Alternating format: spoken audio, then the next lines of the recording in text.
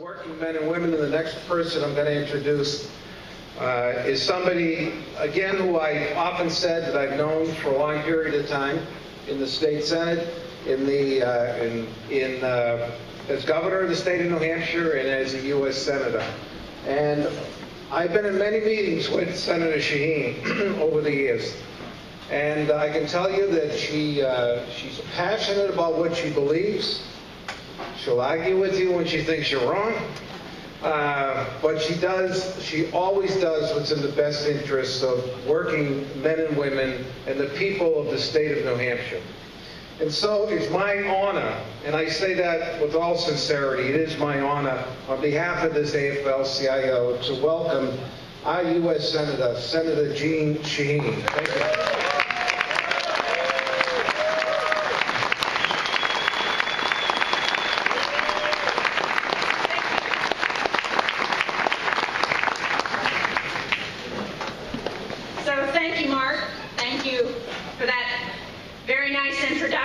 For everything you do every day to support working men and women in New Hampshire. And thank you to everyone at the AFL-CIO for putting on this Labor Day breakfast and for fighting every day for working families in this state. So, what do you think? I should take Bernie with me everywhere. What do you think?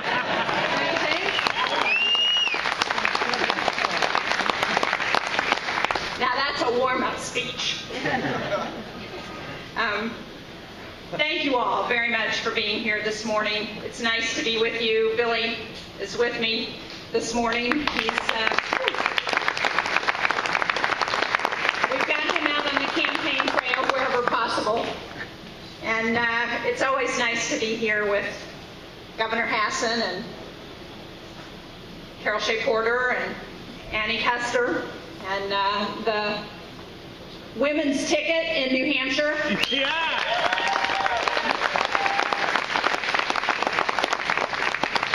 And you heard from Bernie why it's so much fun serving in the United States Senate with him.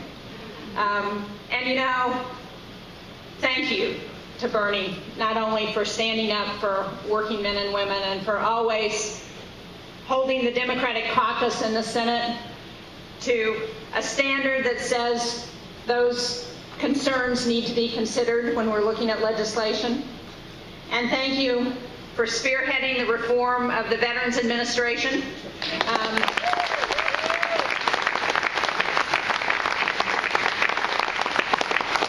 You know, he and John McCain showed that they can put partisan politics aside when it comes to making sure that we protect and support the veterans in this country. And I think that's a very important message to send to everybody throughout the United States. And special thanks from me personally for everything you did to ensure that the language that Kelly Ayant and I worked on to make sure that New Hampshire veterans, here where we don't have a full-service veterans hospital, can get their health care from local non-VA providers. Thank you for keeping that in that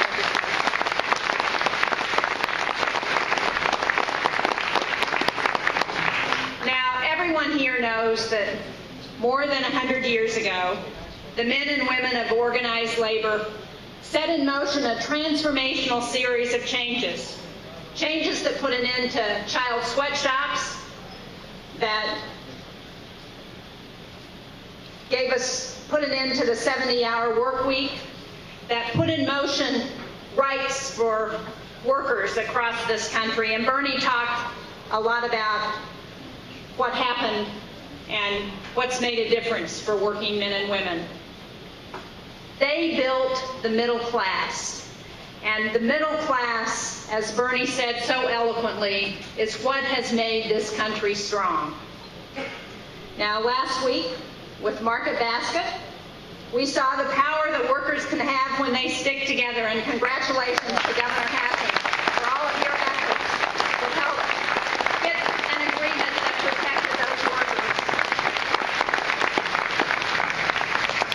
workers. Unfortunately, across this country, there have been too many efforts now to weaken collective bargaining, to weaken the right of workers to organize.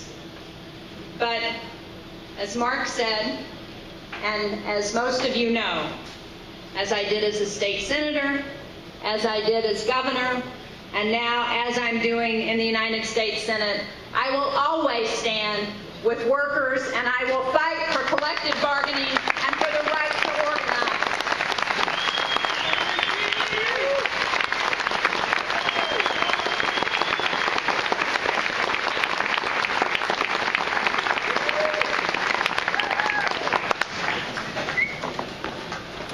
Today we live in a global economy. That's the reality, and it's not going to change. But there are things we can do, that we should do, to make sure that good jobs continue to be created in this country. But instead of encouraging companies to create jobs here at home, the United States tax code rewards companies that move jobs out of the country. That's nuts. And I have fought to close those loopholes. And New Hampshire workers have been hard hit by the outsourcing of jobs to foreign countries. Now, we have a lot of rankings to be proud of here in New Hampshire. We all love this state. We are proud to live here. But there is one ranking that is something that we can't share about. Because out of all 50 states, New Hampshire has lost the highest percentage of jobs to China. And when it comes to outsourcing jobs, if Scott Brown is the Republican nominee, remember that for November. In November, there will be a very clear choice about who supports sending jobs overseas. You know, in 2010, in the Senate, we had a vote to make it very clear where people stand on outsourcing jobs. And we voted on a bill in the U.S. Senate that would create incentives for companies to bring jobs back to America. And it would pay for it by closing those loopholes that reward companies for outsourcing jobs. Now, like all of us here, I want good jobs created in America. And so, of course, I voted for that bill. But how do you think the senator from Massachusetts, Scott Brown, voted? You're right. He voted no. He voted against incentives to bring jobs back home to America. He voted to continue the tax breaks for sending good jobs overseas. And then we saw after he lost his re-election, he was appointed to the board of a company that laid off American workers, that sent those jobs to Mexico and China.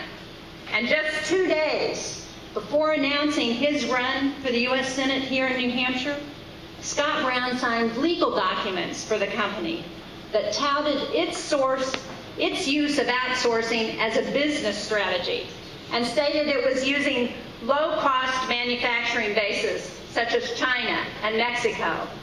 And you know what? Scott Brown was just interviewed this week, and he was asked about this.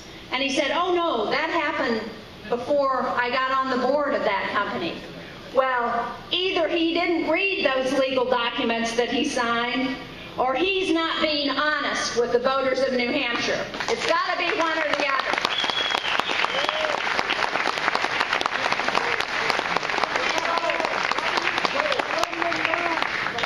Well, the company gave workers pink slips, but they gave Scott Brown a huge payout. And we've seen that no matter where he lives, Scott Brown is on the side of big corporate interests. He is not on the side of working families.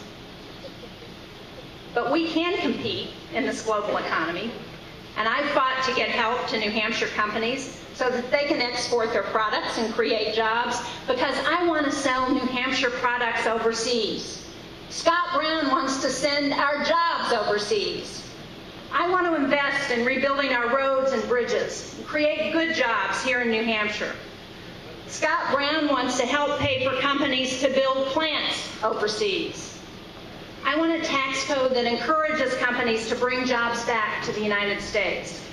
Scott Brown wants a tax code that rewards companies for sending jobs overseas.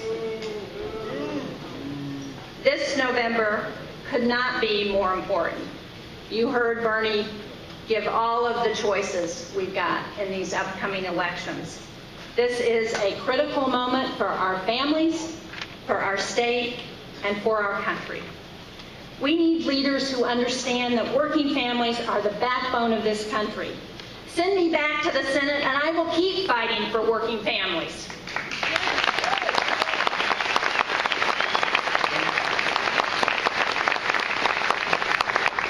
But I need your help. Maggie needs your help. Carol needs your help. Annie needs your help. We need you to knock on doors, to make phone calls, to talk to your coworkers, to your friends, and to your neighbors. Tell them what's at stake in this election in November. Tell them that New Hampshire can't be bought, that New Hampshire is not Scott Brown's consolation prize.